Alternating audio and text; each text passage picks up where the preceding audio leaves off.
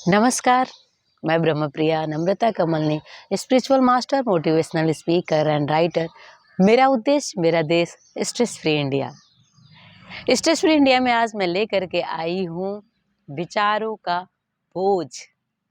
आप सोच रहे होंगे कि ये कैसा टॉपिक है, विचारों का बोझ, लेकिन रहते तो आप दिन भर विचारों के बोझ में ही हैं। और मैं आपको विचारों के बोझ से मुक्ति देना चाहती हूँ। विचारों का बोझ मतलब आपने समझा, नाना प्रकार के विचार जो अच्छे होते हैं, खुशियाँ दे जाते हैं, लेकिन जो बुरे विचार होते हैं वो हमें तकलीफ दे जाते हैं। और जब हम उसको अपने सिर में धारण कर लेते हैं, अपने मन में, अपने मस्तिष्क में जब हम उसको रख लेते हैं, तो और भी ज़्यादा हमारे लिए पेनफुल होता चला जाता है। और हो सकता है कि नाना प्रकार की बीमारियों से भी आपको नवाज जाए वो विचार। तो इसलिए मैं चाहती हूँ कि कैसे विचारों से मुक्ति मिले। देखिए, हमारे घर में 10 लोग होते हैं, 10 मस्तिष्क है, 10 तरह के बातें तो आएँगी ही आएँगी। कोई सदा प्रवृत्ति वाला है, तो कोई राजसिक प्रवृत्ति वाला है, तो कोई तामसिक प्रवृत्ति वाला है। हम सबके विचार एक जैसे हो ही नहीं सकते हैं, नहीं हो सकते हैं। तो जिनसे हमारे विचार नहीं मिलते हैं, तकलीफ तो देते हैं। लेकिन मैं ये ज़रूर कहना चाहूँगी, तकलीफ दिया, उसको तो हम कोशिश कर सकते हैं कि कैसे रिलीफ मिले। उसी कोशिश पे मैं आपसे बात करना चाहती हूँ कि जो तकलीफ ज़िंदगी में विचारों के माध्यम से आता है और जिसे आप सिर पे धारण करके बोझ की तरह चलते हो, उसे कैसे समाप्त करें। तो कोशिश आपको ही करनी पड़ेगी, और अगर आप कोशिश करेंगे तो निश्चित ही आपको अपने जीवन में तनाव से मुक्ति। पहली बात ये कि विचारों के बोझ से मिलता क्या-क्या है। तनाव, जैसे आपको किसी ने कुछ भला बुरा कह दिया, आपने उसे मन में धारण कर लिया, दिन भर आप डिस्टर्ब हो, आपको कोई काम में मन नहीं लगता है और कई हफ्तों तक चलता रहता है। जब तक वो निकलेगा नहीं, तब तक आपको तकलीफ देता रहेगा। और विचार मतलब ऐसे ऐसे विचार जो आपको तकलीफ देते, मतलब समझ लो इसको ऐसा है कि ये कचरा है घर का, किसी ने अपना कचरा उठाया और आपके ऊपर फेंक दिया। उसने तो गलती किया है कि अपना कचरा उठा के आपके ऊपर फेंक दिया, और आपने बहुत बड़ी गलती की कि उसके कचरे को आपने अपने ऊपर धारण कर लिया, और वो धारण करने की चीज़ तो होती नहीं है।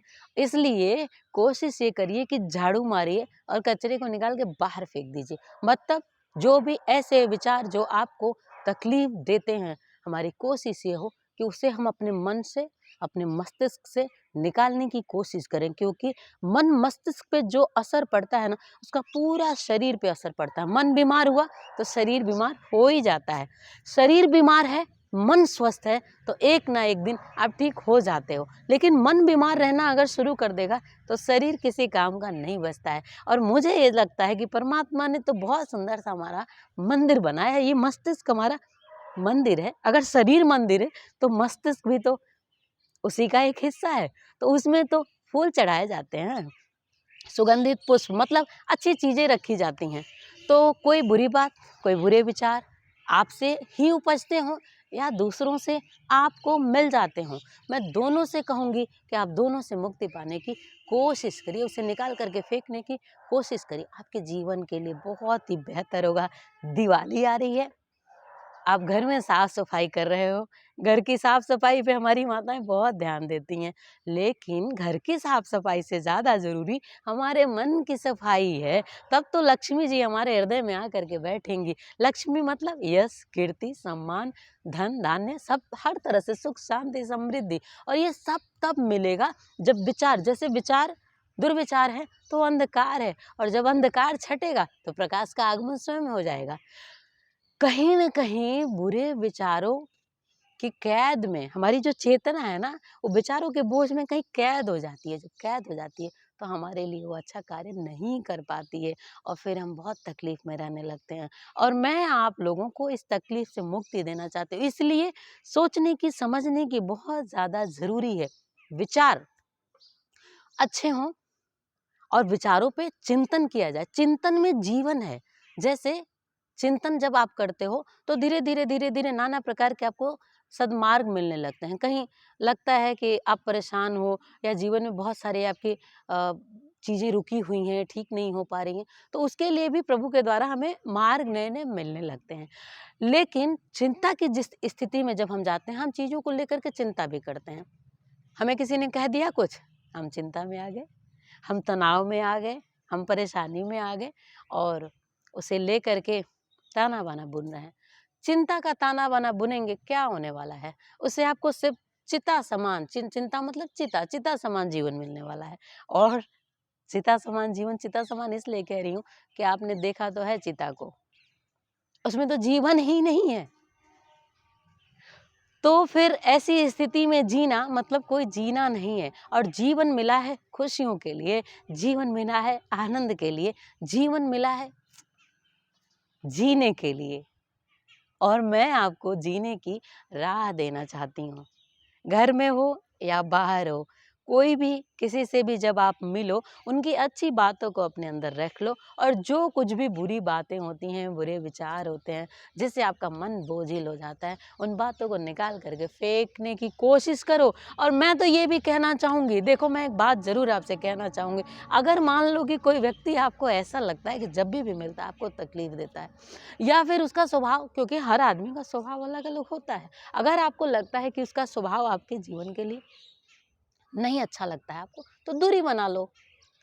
हम फूलों से दोस्ती करते हैं, फूलों को जब हम अपने हाथ में ले करके चलते हैं तो हमें अच्छा फील होता है, हल्का भी होता है, बोझ नहीं होता है।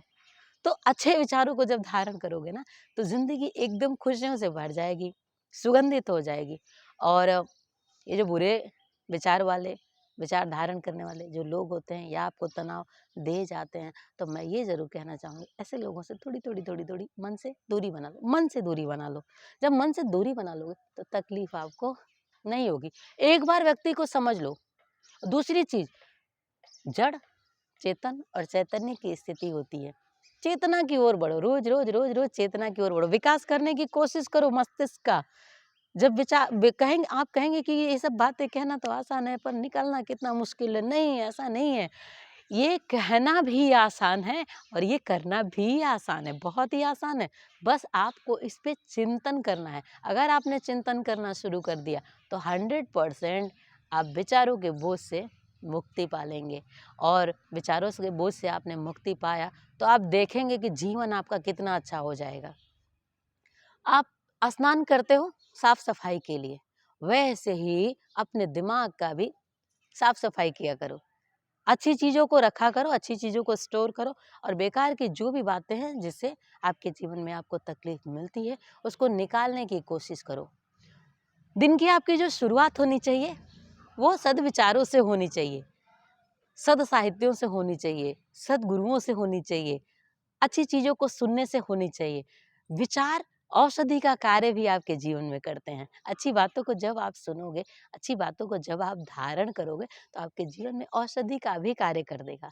तो इसीलिए तो मैं आपके लिए बहुत सारी बातें लेकर के आती रहती हूँ। मेरा एक ही उद्देश्य है, कैसे मैं आपको तनाव से मुक्ति दिलाऊँ, कैसे मैं आपकी ज़िंदगी में खुशियाँ भर सकूँ। और इसीलिए मैं आपसे नई-नई बातों को लेकर के हमेशा आपके बीच में बनी रहती हूँ। आज से, अभी से कोशिश शुरू कर दीजिए, फिर देखिएगा ज़िंदगी बहुत अच्छी लगने लगेगी। और जीने की राह तो यही है कि हम सद्मार्ग पे चलें, हम सद्विचार को धारण करें, सद प्रवृत्ति को धारण करें। जानते हैं, जब बुरे विचारों को हम धारण कर लेते हैं तो इन बुरे विचारों का जो बोझ होता है वो सिर्फ मस्तिष्क तक ही सीमित नहीं रहता, हमारे हृदय पे भी बहुत ही गहरा असर छोड़ जाता है और नाना प्रकार की बीमारियां भी दे जाता है। मन बीमार हुआ तो शरीर ऑटोमेटिकली बीमार हो जाता है, इस बात का आप ध्यान रखिएगा। और इसलिए आपकी भी, हमारी कोशिश है स्ट्रेस फ्री इंडिया, आपकी कोशिश हो कि आप कैसे तनाव से मुक्ति पा सकें, आप कैसे अपनी ज़िंदगी में खुश रह सकें। इसलिए खुशियों के लिए कोशिश क्या हो, दिन भर में क्या इकट्ठा करना है, खुशियाँ, कैसे खुश रह सकते हैं हम, इस बात पे कोशिश करिए और यही इकट्ठा करने की कोशिश करिए। मुझे पूरी उम्मीद है कि आप ज़रूर ही मुझे समझेंगे और आप अपने जीवन को बहुत ही बेहतर बना लेंगे। ऐसा हो, मेरी बहुत सारी शुभकामनाएँ, मेरा बहुत सारा प्यार। नमस्कार। मेरा चैनल अगर अच्छा लगे, मेरा वीडियो अच्छा लगे, तो आप मेरे चैनल को शेयर करें, लाइक करें और सब्सक्राइब करें।